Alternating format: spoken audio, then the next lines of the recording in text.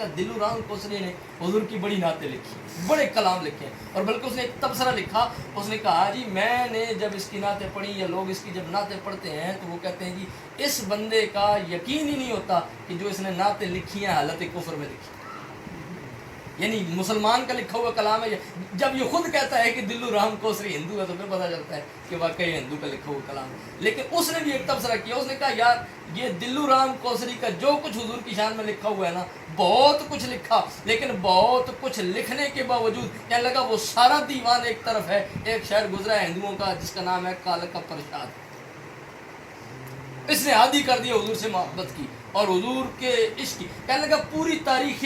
جو ہے وہ ہندوستان میں صرف اس کے 4 مصرے ملے،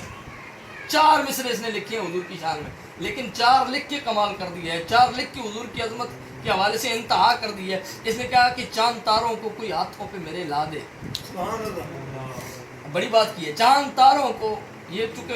بات عقل کے حوالے سے تو ناممکن ہے، لیکن یہ بات کر رہا ہے کہ اگر یہ ہو جائے چاند تاروں کو کوئی ہاتھوں پہ میرے لا دے اور دولت کونین میرے دامن میں چھپا دے، 2 باتیں کرتی، چاند تاروں کو کوئی ہاتھوں پہ میرے لا دے، دولت کونین میرے دامن میں چھپا دے، پھر کال کا پرشاد سے پوچھے کہ تو کیا لے۔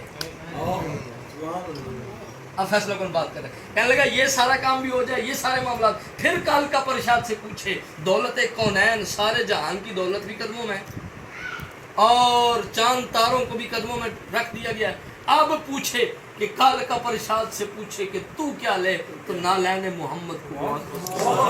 لے، نہ لینے محمد کو وہ آنکھوں سے لگا لے۔ دوستان